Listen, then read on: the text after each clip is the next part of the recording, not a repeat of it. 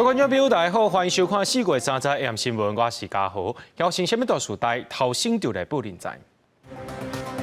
日本与南北两党联合主动电池企业经济部表示尊重国会决议，但是这电价又要经过电价审议委员会4月1日起价。该项目一间国小的校长伫咧校外的经啊，甲人装贴影机，甲人偷袭，已经成证犯罪，而且也互检方收押。内政部要替村里长增加1.5个月年尾奖金，台开设7万5，目前正在修法。但县政府也烦恼讲，这财源是要对倒位来。立法院国民党团、民众党团不满政府4月起电钱，提出这电钱袂使起的提案，要求检讨台湾能源政策。1个月协商期已经到了，今仔日立法院南北合作，最后是59比50表决通过这电钱袂使起的决议案。经济部表示讲尊重这国会决议，不过这电钱也是要遵照电价审议结果，这代表4月电钱有关的起价。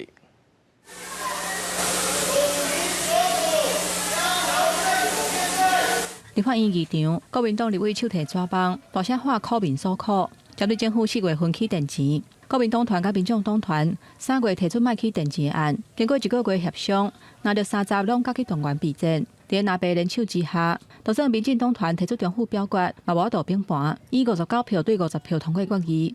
立即停止调涨电价，并要求行政院责成相关部会即刻检讨现行能源政策。国民党团替民众党团的提案，要求经济部针对台湾的能源政策、电价汇率的结果、台电支出、政策措施等等提出检讨的报告。而且在审议通过进程，电价全面暂停起价。南洋指出，这是人民对错误的能源政策表达上较强烈的抗议。南洋背回讲，南北是推翻家己过去的立法。我们很多的风电1度电超过6块，请问一下，这样子的一个发电成本结构，台电不亏损才怪。被你涨的电价，你的韧性电网到哪里去了？不应该在经济委员会报告吗？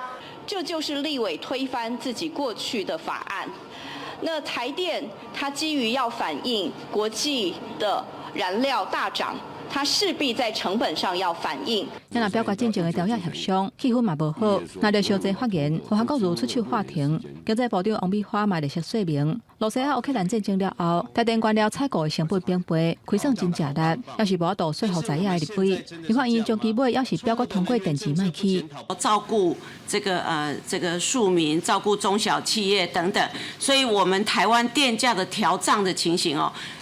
我看是全世界仅见啦，哈，就是有做不同的情境，做不同的这个调涨方法。那不管是经济部或者是台电，其实都尊重国会的决议，我们还是要遵守目前这个电价审议机制的结果去执行。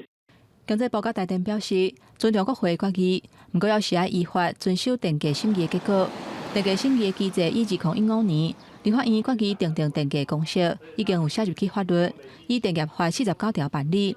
意思是4月份电钱要是照常会起，行政院对立法院决议表达遗憾，会持续透过政策的手段，甲调整电钱对民众影响降到上低。记者综合报道。美国国务主管中国含台湾事务的亚太副总卿纳密克提告表示，中国假借联合国大会第275号决议文，硬甲欧洲是阻止台湾参与国际组织，伊也呼吁各国着爱抵制中国的歹心思。美国支持台湾有意义的参与国际组织，包括特别举行的世界卫生大会。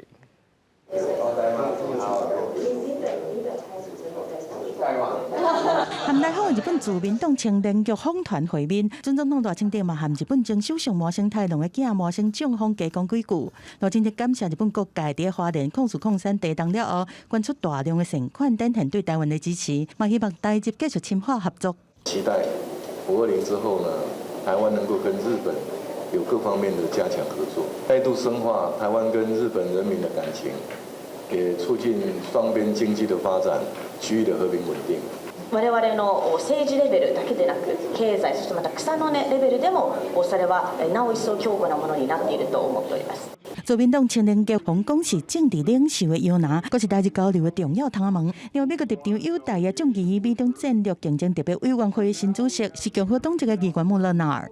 We will work tirelessly to deter CCP military aggression against Taiwan and our allies in the Indo-Pacific.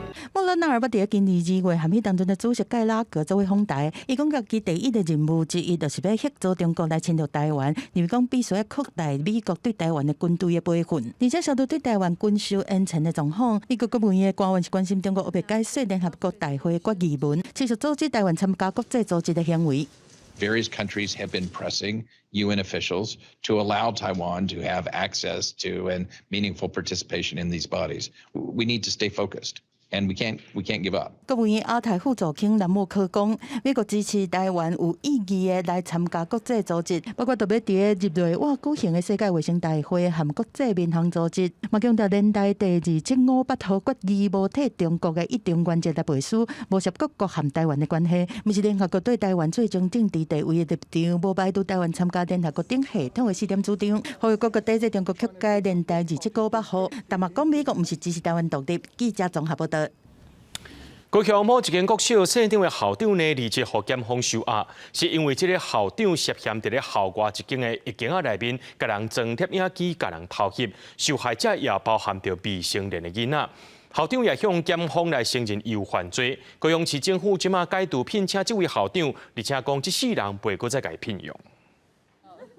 家长记者停伫校门口等咧接囡仔，高雄某一间国小的县长校长竟然涉嫌偷袭。3月7日伫校外某一个所在一间装监控偷袭数位影像，向偷袭的特定对象甚至包括未成年。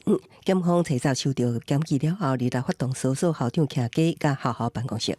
任被告涉犯《儿童及少年性剥削防治条例》，致使少年被拍摄性影像、刑法致无故摄入性影像等罪嫌重大，且有灭证之事实及逃亡之余。而有羁押之必要性，向法院申请羁押获准。家长黄思文才发觉已经2-3天无看到校长，听到校长因为偷袭离奇得方收押，拢真意外。有点担心，因为自己女儿也是女生啊。虽然犯行地点伫校外，高市府协助了后，虽对校长停止调查，也毋过家长永远烦恼囡仔安全。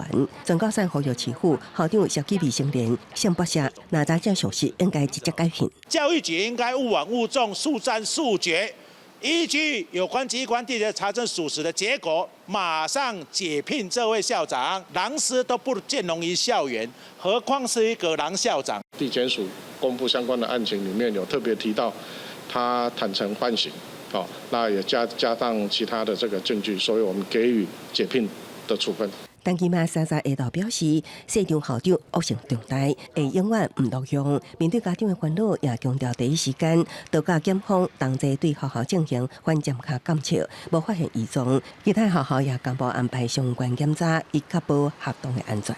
记者综合报道。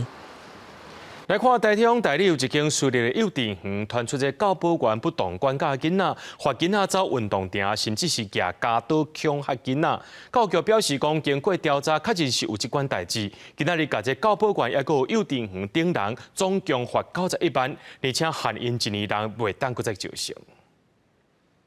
学校开园上课拢正常，台中台里有一间私立的幼稚园，日前传出不当管教幼生。台中市教育局调查1礼拜了后，遂宣布对教保员、幼稚园和负责人重罚，而且叫因停教1年。当事囡仔的家长听到消息，感谢市府真紧就处理，希望犯错的教保员爱真正反省。可能需要请他好好就是知道他的工作是什么，然后要好好对待小朋友。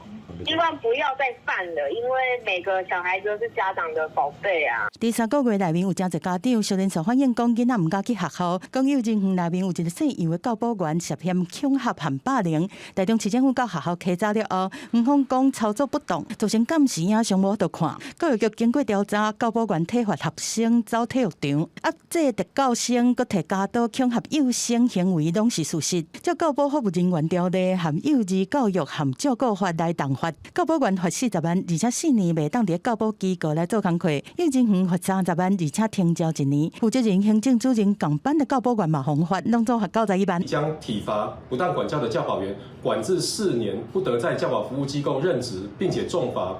教育局并勒令该员停招1年。负责人、行政主任、同班教保员也依照规定重罚。绝不姑息宽待。和台中市教育局动发严重争取，但是园方无愿意回应。台中市政府强调，若无将园生的家长有专案的需要，会当甲教育局们会得到完善的帮助。记者综合报道。中国海警今日公布一段因伫咧金门海峡执法的这个影片，佮再宣布金门海峡无禁限制水域，未来会常态化进行巡查。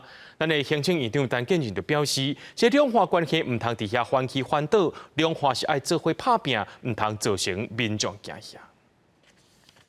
你阵的行动已经严重威胁我的航行安全，且违反航行，无由此引发的一切后果由你准承担。中国海警警员用闽南语公布，经过咱国海巡，中国29暗公布，金门海峡已经无禁限制水域，福建海警要伫遮常态化巡查。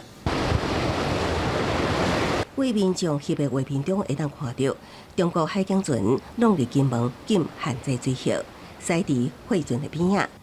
国民党团总调卜君奇访问中国了后，家己讲，即抓是真有成果。两岸关系会有所进展。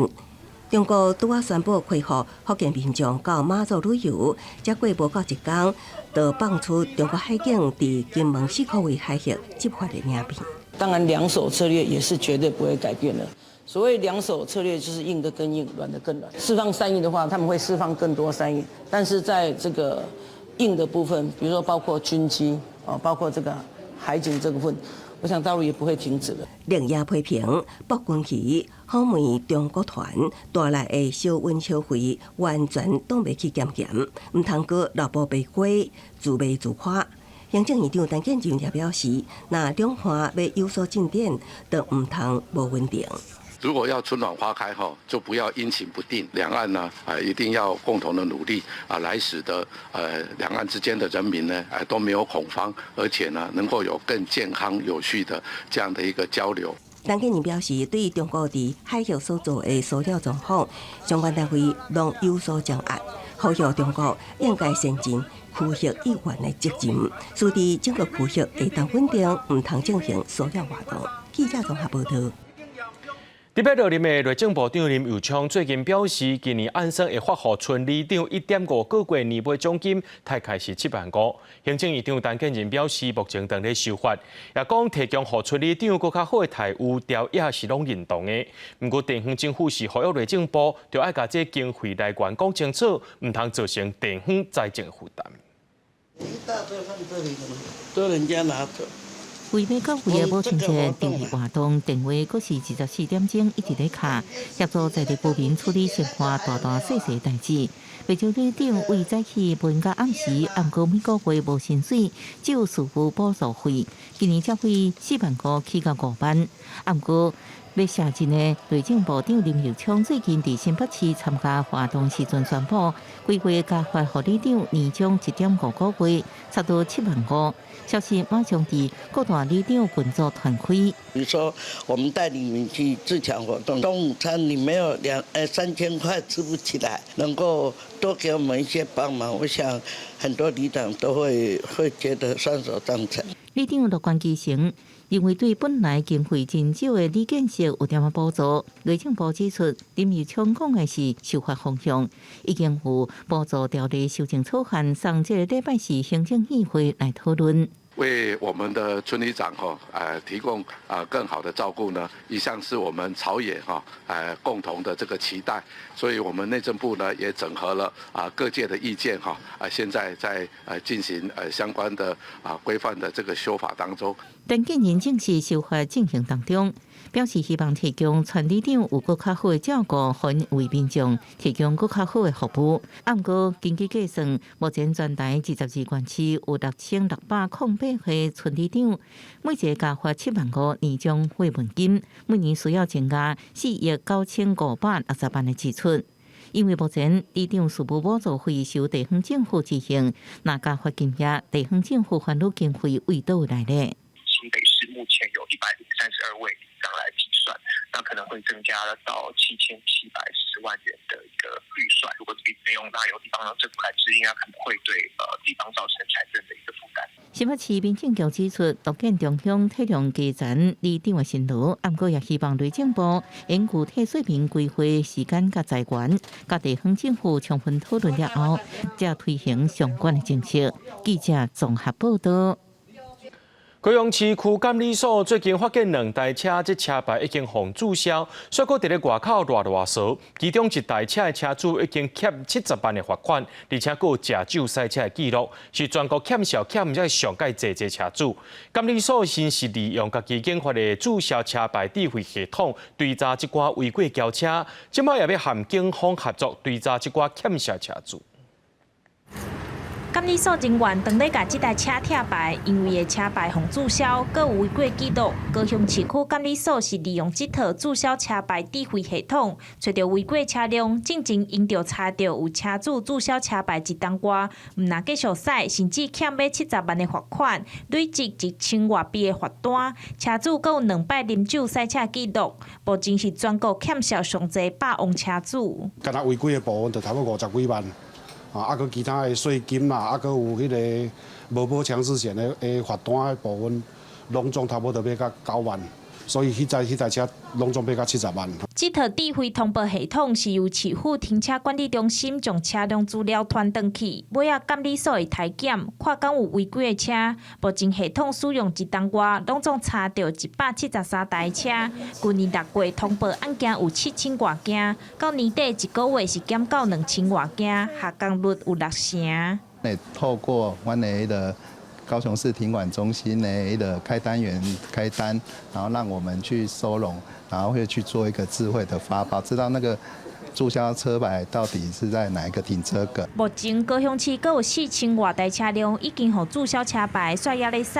监理所另外各有研发一款手机扫描车牌系统，连面会当知影车辆敢有违规，毋忙会当阻止车主违规赛车。记者钟义辉、邱兆勇高雄报道。观众朋友，目前所收看这台叫做公视台语台，你是甲叫做台语、台湾话、河洛话，或者是闽南语的。随时上文化部伫2022年国家语言发展报告就指出，有7成外民众是使用台语这个称呼。行政院也捌发公文要求各部会着爱统一叫做台湾台语。不过学者指出讲，教育部还阁伫咧使用闽南语，甚至互中国学者摕来起无空，要求咱的语言名称袂当叫做是台语。第四代学者着做伙写电证书，要求政府着爱统一台语的名称，坚定维护台语的主体性。针对台语这个语言的名称，伫台湾一直拢有无共款的讨论。有人主张爱叫台语，有人主张闽南语，嘛有人讲是河洛话。咱嘛来听民众的实际看法。搁换一个名，你感觉过？会哦，我会感觉要习惯，感觉是对这个土地的感情安尼。是有人咧辩论讲是讲爱讲闽南语，也是讲台语，按讲我家己是客家讲，我的母语是台语安尼。事实上，这个讨论嘛对台湾差到法国。台湾有一位在法国开台语课的老丁甲老师分享讲，今年4月伫学校内底有设立一道语言饼，台语嘛出现伫内底。也毋过，伊讲伊教学5年来，定会受到中国学者的政治和挑战，讲台语为虾米毋叫闽南语？一部分要用闽南语的人，伊个想讲，啊，你伫咧台湾，你到用过嘛是用这个词啊，为虾米你无爱用这个词？所以其实对阮来讲，伫外口伫教咱台湾的语言的人，咱教咱台湾历史的人、文化的人，其实我做希望讲，咱台湾会当有一个较清楚的选择。老丁甲认为用台语的名，毋若是咱的认同，嘛有表示咱台湾主体性的意义。也若根据2021年国家语言报告的调查来看，有7成外民众是使用台语这个名。后续行政院嘛发公文要求各部会应当优先使用台湾台语，但是教育部教单也咧使用闽南语。第4代台文系的教授共同写电证书，希望政府以台湾台语来称呼。结果教育部也是消极回应，讲无社会共识，互因感觉真失望。中文来台湾进前吼，台语这个语言是台湾80%左右的人的这个母语，啊，其他20%咧嘛，大部分会晓讲这个语言，因为台语就是共同语的这个角色，就是无共语言的人之间的沟通的这个语言。这个语言伊就是叫做台语，也是台湾话。但是即马咱煞因为这个政治的考虑，伫个咱台湾去互台湾家己的人要求咱袂当叫家己的名，这个问题我感觉比咱咧国际袂当叫台湾搁较严重。台塑台台文系的系主任强调，台语的叫法伫台湾早就已经有社会共识，甚至有文化部的调查报告做证明，呼吁教育部莫搁目睭看起当作无看到，嘛希望过来118的新课纲总一回建起来，互国家语言发展的推动有一致性。记者卢尚珠、曾俊尧台北报道。带观众朋友来看国际新闻，讲到美国的法警局自告伫咧北卡州夏洛特市执行这任务时阵呢，说互嫌犯开枪攻击，现场8名警察其中有8个警察掉枪，其中4个不幸来过往。这开枪嫌犯也当场呢，互警方弹死，另外也掠着2个查甫人。这警方目前也正在调查这2位女性敢是共犯。经过3点钟的对峙，北卡州夏洛特市执法的人员总算伫这间厝的门口埕甲嫌犯弹死。原底有3个警察伫这场枪战当中殉职，即马佫传出第4个警察伫送病院了后伤势相当不幸过往，留下伊的看守甲3岁后生。那这个警察才当当选4月份的最佳警察。Just last month, I was in this very room congratulating Officer Iyer for becoming Officer of the Month in April. 美国时间2到下晡1点30分左右，美国法警特遣队伫北卡州夏洛特梅克伦堡警方的协助之下，替法院签发了逮捕令，去一间伫夏洛特市的人家厝逮捕一个重罪犯。这个罪犯已经被定罪，而且非法持有武器。不过执法的警察到迄间人家厝了后，嫌犯用步枪射击，威力真强。双方爆发激烈的枪战，落尾造成4个警察殉职，另外4个警察受伤，内底还佫有几个是法警。落尾警方公布这个嫌犯的名，伊是39岁泰瑞克拉克受死2世，而且警方嘛伫迄间厝内底逮捕另外2个女性，其中一个未成年。警方当地理清这2个人，敢是嘛有甲警方开枪？现在当地居民对这场枪战也是感觉真惊吓。So initially there were about 3 shots, 30 seconds.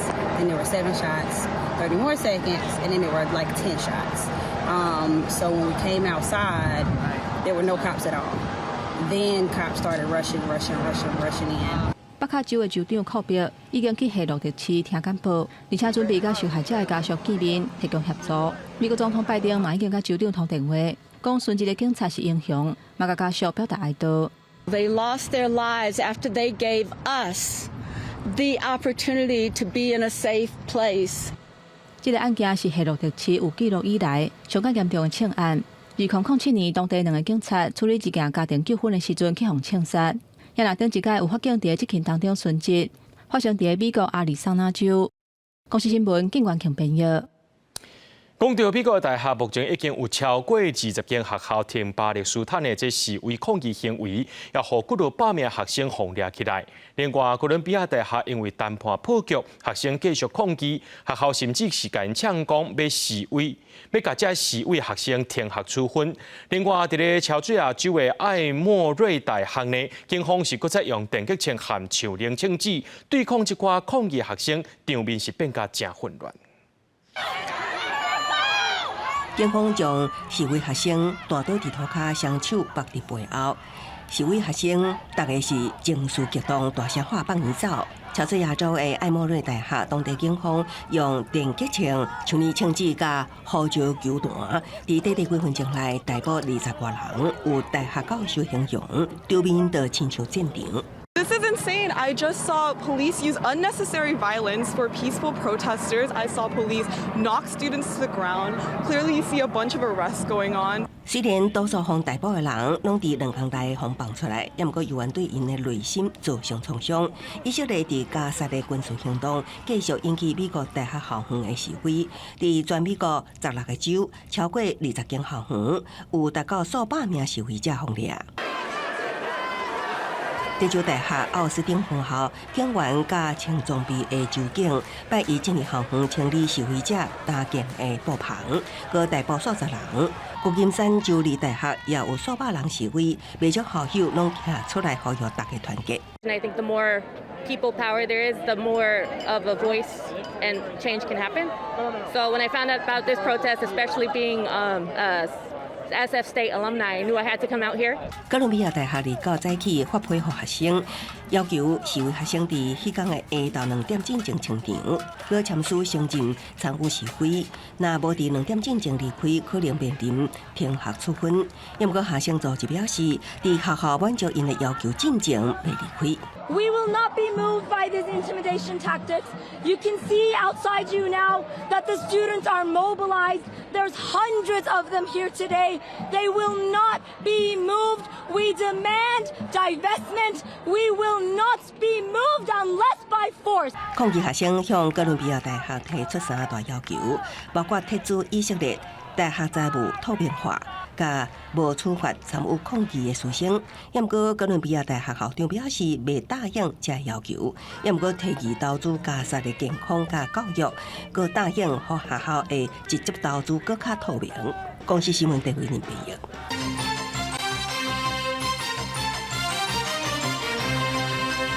花莲地震了后，有真侪建筑物风大红单，有一寡社区被拆掉，说是予县政府无列做是强制爱拆，而且这拆的经费就要8000多万，家己爱负担。不过那天咧伫饭店，县政府说是主动协助，偏偏拢是风大红单，为什么政府处理的方式会无共款呢？县政府表示讲，若是开政府的钱，就是一定爱危害到公共安全。另外，中华公路的流芳桥路段呢，又过这石仔放落来，台北线天上到道路区这站暂时无开放通行。外面内底规个真营业，连路拢看袂清楚。空翕下骹的车路，都是台北线中华公路，两边边仔是山坎。伫174.1公里的所在，流芳桥的路段对方的山壁，30早起7点，搁一届放弃，大大细细土石是一直拼落来，有的是喷起甲路面。要放车那时候就发现整个烟尘都看不到了，石头会乱飞，对面的石头会乱飞，你从你车边打过来，你根本不知道。就算车路也有法度行，公路局考虑安全，赶紧甲台北线天上到道路区的路段先紧急封起来。5月7日中昼进前暂停通行，地震唔但引起崩山，嘛出现真侪危楼。这个本来都完好的，然后这个又更炸开。外面内底这个条啊规个闭开，更紧是看现现。规涂骹是全泰路，还有红毛土。花莲的福益金华大楼，方平定是红单的建物，而且经过几啊届的地震，互厝受损等的情形是愈来愈热烈。如何开区宽会，为原地讨论的弱战补强，落尾决议要拆除中建。不过8000多万拆除的费用，官府讲都要家己负担。消费者灾民规百多会。结构技师来了6、7组以上，几乎都认为我们富裕精华应该没办法落成补强。县政府是要求我们自费，还可以弱震补强，所以不符合强制拆除。如果说它现在倒掉了，它会把我们这个横梁挤住，整个这样折断之后，我们的住户全部都会垮。连附近的居民嘛，拢发起真正抗议来応援，都惊家己的厝嘛受到牵连。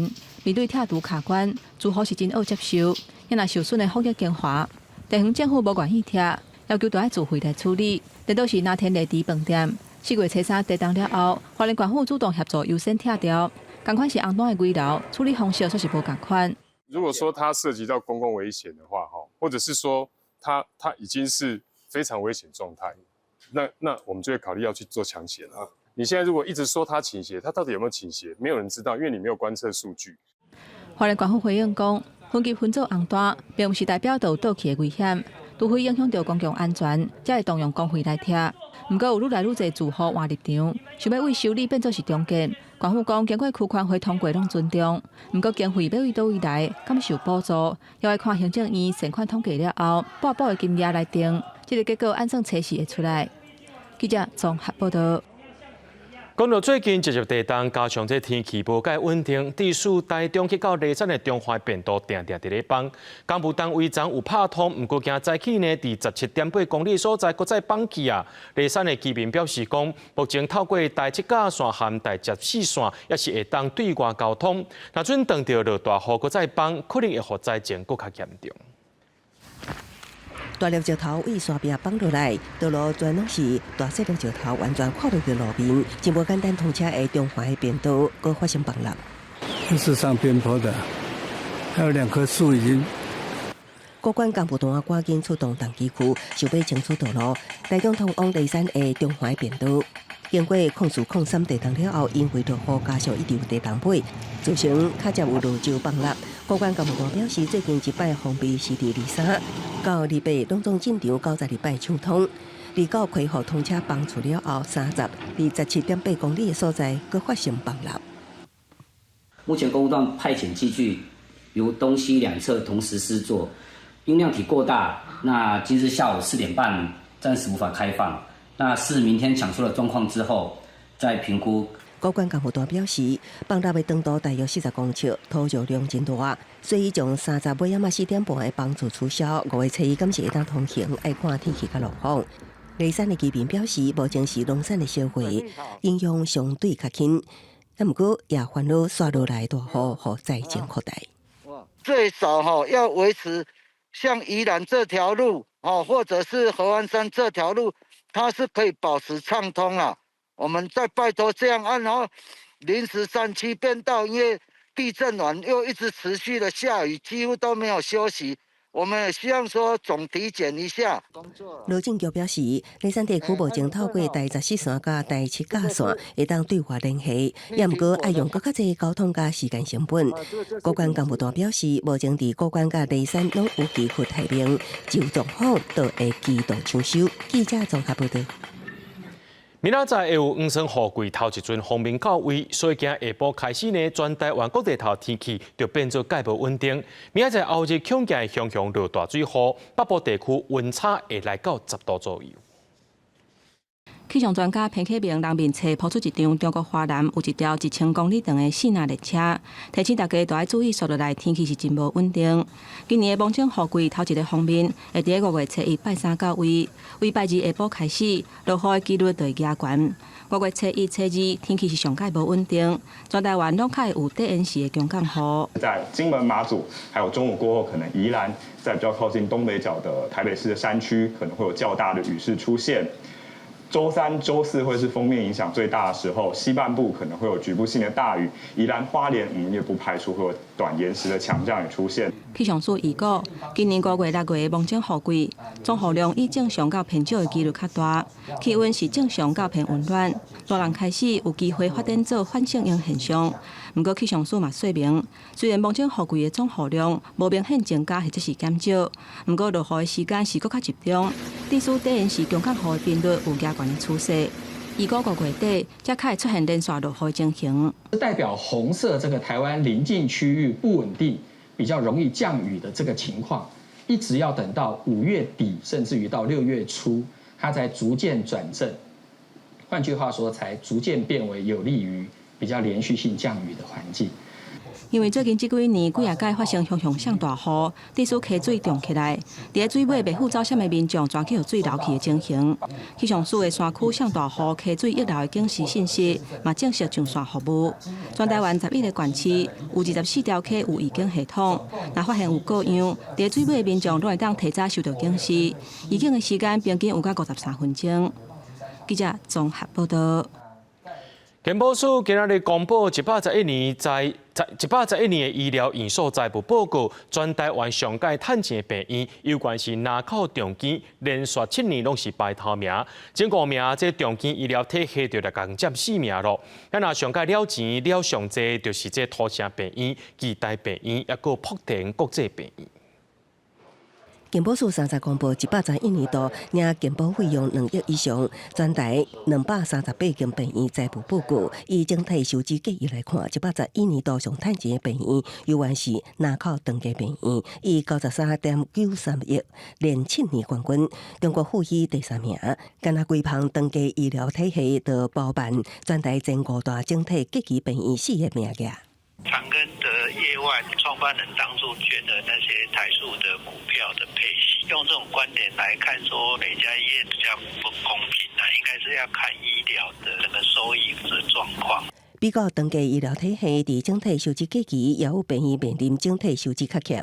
前5名病院分别是土城病院了1.15亿，义大病院了1.09亿，由110年的趁钱变做了钱。福田国际病院、国人病院也个有网络受访会议，也拢有了钱的情形。针对偏乡医疗院所面临收支较欠，健保署表示会互因补助。预定会在今年的下半年，我们会跟医界还有健保会这边来做一个讨论。好，那可能会对于偏乡部分哈，因为它就是属于一个灯塔型的医院啊，那这种医院其实是应该要尽量来维系它的生存哈。那我们会跟相关的团体这边来讨论，定出一个相关的一个补助的方案。根据健保署统计分析，101年各增级院所，医务收支情况有201个院所，医务收支较欠，另外有79%的院所，医务收支拢有欠期，间数为110年的163间，成长到188间。背后的原因是否也跟政府以及健保其实有祭出多项的补贴措施有关？那尤其各界其实都非常关心节育的流向追踪是否有确实落实在人事劳动上面。健保署呼吁，医务收支给予较侪的病院，会当加聘请医护人员，也会当安尼提升改善医疗环境。记者综合报道。便便实实叫这款偏头痛症头，真侪人拢是食止痛的药啊。不过医生也讲，若阵继续拖，会变做是慢性病，真恶治疗。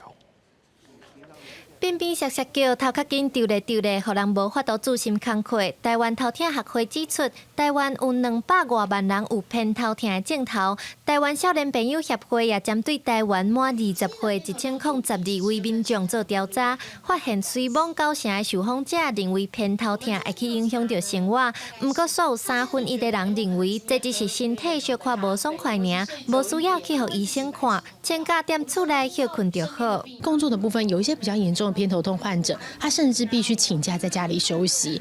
那我们其实有根据主计处的薪资调查，其实如果因为偏头痛，然后必须去就医的话，最多1个月大概可以到5天，1年甚至大概可以影响到有6万的薪资。除了请假去影响到收入，统计也显示，大约7成的朋友会去开钱找无同的治疗方式，亲像掠铃，长期累积是真大的开销。神经内科医师讲，临床看到的病例，查某得到偏头痛的比例较悬，年岁大部分是当咧食头路的血素。医生表示，这是一款遗传的体质。查某甲查甫比起来3比1啦，少年人吼头痛较济，20岁甲50岁吼，咱伫做工课的时阵，这年纪吼偏头痛的人会较济哦。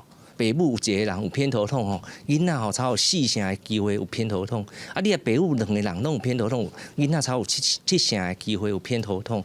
林志豪医生提醒，若无好好控制，变做逐个月痛超过15天的慢性病，会真恶治疗。伊也呼吁社会大众，目前医疗科技已经有一寡预防治疗的方式。偏头痛若严重影响到生活，就要找神经专科医生评估，进一步接受治疗。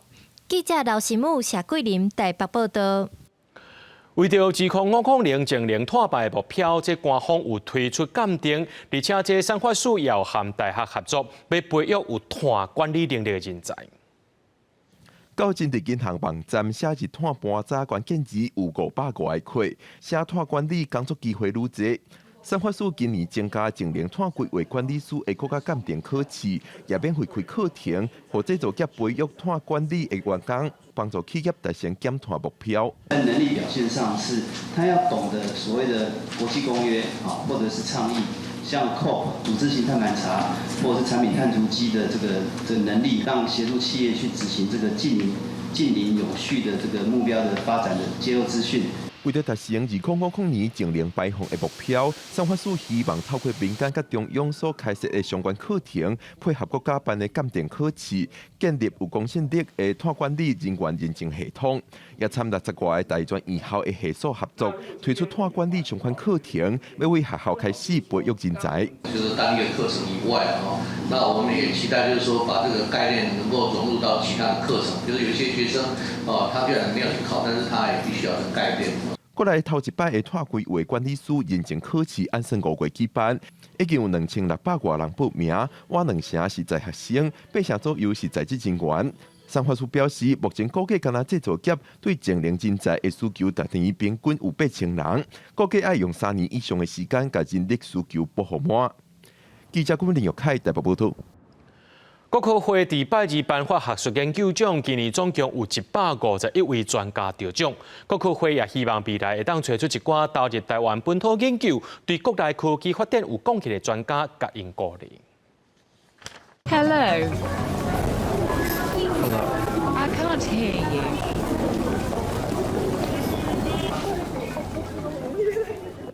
Hello. Oh, Stephen, it's more clear. 试一个着互讲话声音更较明显，这是左右教授利用 AI 深度学习处理语音信号开发的语音沟通辅助器。伊表示，台湾高龄人口增加，加上现代人常常使用耳机，造成听力的损害。听力辅助器的研究会当互遮的人和别人顺利沟通。伊也希望这项技术的研究，通帮助国内听力辅助器的改善，做出咱家己的品牌。那我们希望能够把我们做这个软体能够变成硬体，然后做成产品。现在国际上这些重要的这个助听的这个产品有几个，就是欧洲的、有澳洲的，然后美国的。那我们希望能够有一个台湾自己的独立的品牌。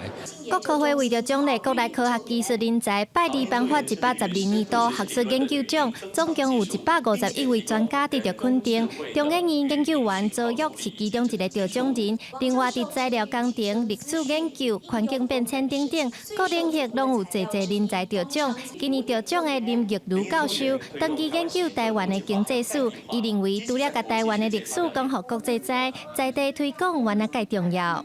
一方面，阮能做足好的国际的研究，来跟国际的学术研究团体来对话；一方面，我们希望会当去甲地方来讲，咱较早到底是安那的历史，咱来去重视咱的乡土，咱的故乡。国科会除了肯定今年得奖的专家，也表示未来会更较主动去找一寡投入台湾本土研究真侪年，对国内科技发展有贡献，却较无伫国际上发表过文章的专家，因认为这也拢是真需要鼓励和珍惜的人才。记者刘新武、谢桂林台北报道。台南安南区有一块空地啊，或者业者乱倒废弃物，对地区对去年到大三不五时发生火灾，居民也讲常常闻到臭味。环保局是回应讲，已经有针对行为人申请强制执行，也会赶紧叫业者来把这物件清走。满满的废弃物蹲3层楼悬，详细看内底煞咧倒火出白烟，消防人员赶紧来拍火。安南区海西段海权街一个空地啊，互人乌白倒5000栋的木材甲塑胶等物件。天气若热，内底翕咧温度称悬，就强在造成火灾。在地人不满出面喊声，见卖贵的砖头拢混甲臭毛毛，影响生活甲健康，互因强要挡袂牢。像塑胶像阿摩尼亚味足歹闻。鼻头有当时会头壳会爱戆戆，哦，这绝对有毒的啦。啊，放伊遮久吼，若小可要起火起来，足食力。下到这3层外啦，吼啊！但头迄阵哦，要倒的阵哦，阮女环保局重咧，当讲吼，家人来标本时叫伊来，结果拢无法度能改进。去年开始就陆陆续续烧了30几场，如果业者没有尽快把这些废弃物把它处理的话，其实我们在用怪手这边挖来挖去，其实也无济于事。经过了解，这地是私人土地，地主租予别人，结果来租的人煞踮遮乱三做。环保局讲，目前案场清300公吨啊，有针对行为人申请强制执行，金额拢总8000多万，嘛讲会赶紧叫业者来清理，就惊火灾搁发生。市府已经说监视器甲红外线的导针在监控，嘛派人定期来巡视。110年的时候就有发现了，然后因为它违反废氢法的部分，这个我们也有立即送检调做处理。现在的话，地检署在113年已经有针对这个行为人有做起诉了。然后后续的话，我们也会加强要求行为人就是尽快做清理的动作。即阵各地头拢咧欠水，搁发生安尼的火警，有影浪费水资源。环保局表示，业者爱合法清除废弃物，若人违法，罚金上悬1500万。记者上台南采访报道。新竹县台北市的东平里，因的综合所得是281.4万，排台湾第5名。附近的社区一户厅好赔到4000万。不过，这人行道却是10多年拢无整修，规条路坎坎坷坷，行路真歹行，椅车跋倒塞，甚至有民众慢跑险险啊跋倒。民众出门运动，行在红砖仔路，就惊无细力去踏着窟窿着伤。这是新竹县台北市兴隆路附近的人行道，这年无整修，这些民众行在顶头，拢爱真注意，闪过大大细细窟窿。确实是常常踢到，凹凸不平哈。一个是这个时间很久了，然后很多修补过的，修补过之后，他没有把它弄平。当地里长讲，真侪拢是因为人行道的树树根碰起来影响路面，一般民众无好行，更加免讲塞囡仔车的妈妈，也是坐轮椅的先撞者。刚开始的话，行道树很矮，很小棵，对这个人行道不会破坏到。可是树大枝的大起来，它那个树根就隆起，到处都是被这个树有没有破坏到，造成凹凸不平。先就损坏比较严重的路段先进行改善。那另外其他路段的部分，我们会需要中央补助的经费，我们后续再来申请。那我们也会分中长期的计划来分期的来改善。干部处表示，会先针对较严重的路段来改善，其他的部分会向中央提出改善计划，争取补助经费，重早享有民众一个安全的人行道。记者杜君和新竹报道。根据交通部道安会统计，65岁以上的高龄驾驶车祸事件，对2021年5万多件到23年已经增加到7万多件了。为着要避免时大违规无照驾驶，中华监理站启动专案辅导机制，来管管内侵越危惧风险的时大，辅导因考驾照建立正确的驾驶观念。考驾照的时段，伫考场内一关过一关，才会当摕到驾照。根据道安会的统计，65岁以上的高龄驾驶车祸事件，为2021年5万多件，到2023年已经增加到7万多件。为着降低违规行为，中华监理站启动时段考驾照的辅导专案。因为我以前无驾照违规向罚钱啊，监理站有通知我来咧考驾照参加训练啊。去针对去年就是有无照驾驶的年长者阮去了解，超过将近1000个所以这个部分，我就发现讲，真侪老伙仔伊是实际上是有开车的需求，但是所无来考驾照，所以阮希望讲会使来改善这个问题。今年2月，中华新港发生时段无驾照赛车，弄到过车路的3只蹄仔，造成严重的交通事故，和高龄驾驶的议题受到侪讨论。中华监理站结合县内驾训班，设计时段考驾照的课程，安排专业老师来上课。因对这个笔试方面，确实有需要非常来甲伊加强啦而且即马拢是依法，一寡这时段来到遮，一定要先甲因教因即个电脑即个操作所以年纪大反应嘛是会较慢一chút啦，阮就是会尽量甲伊辅导。中华县是全台湾头一个启动时段辅导考驾照专案的县市，目前列管将近1000位，捌无汽机车驾照违规的时段。未来公路局也按算把这个专案推展到其他县市，协助辅导有需求的时段考驾照。记者杨淑晴中华报道。人口增加加上极端气候，为了要解决地球粮食欠缺的问题，联合国农粮组织在2013年就提出鼓励民众食糖，是因为糖有2倍质，营养够丰富，成本低，污染少。家己搭口的自然教育中心就用这个主题举办课程。螃蟹用火烧烤整齐嘞，或者是直接参与去旁边的面糊厂内底摕来蒸。林业保育署家己分属的搭口自然教育中心，用食糖做主题举办课程，让民众感觉真新鲜。在制作的时候，把那个蜂蛹混到那个松饼的那个浆里面。那混进去之后，其实一般就是看它里面也是基本上看不到什么蜂蛹的形状，所以吃起来就是比一般的松饼还要有更多的蛋白质。我感觉对我来讲，我嘛唔捌接触过我感觉这是一个对我来讲是一个做新鲜的经验。上课的老师表示，联合国牛农组织2013年捌提出报告，鼓励食糖，因为糖有丰富的营养，有真侪优点，成本低，污染少，佫会当解决欠粮食的危机。我们现在的畜牧业都有太多的这种碳排放那对于环境不够友善，所以在种种的条件里面呢，我们其实在出口自然教育中心希望倡议这样的一个思考思维，从国际的角度来讨论我们对于饮食文化的一个反思。搭口教育中心表示，联合国牛农组织研究讲，人会当食的糖伫世界超过1900种，饲糖来食对环境的影响，佫比传统肉类较少。教育中心希望透过这个课程，改变大家的观念，嘛去认识国际上目前对食糖这个概念的发展。记者林慧婷家己报道。最近天气一变化，明仔载气象咱做伙来详细看。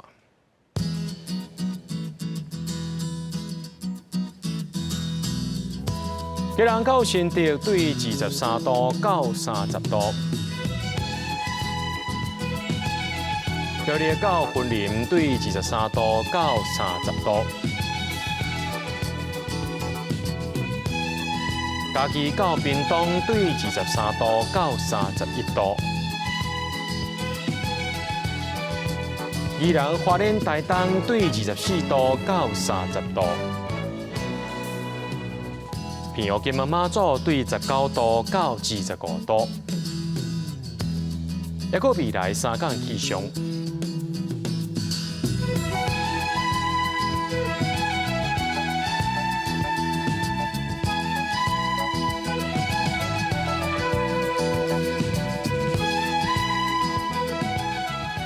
伫新闻最后，感谢各位观众朋友收看今日新闻，我是嘉豪，明仔载暗时7点咱再上会。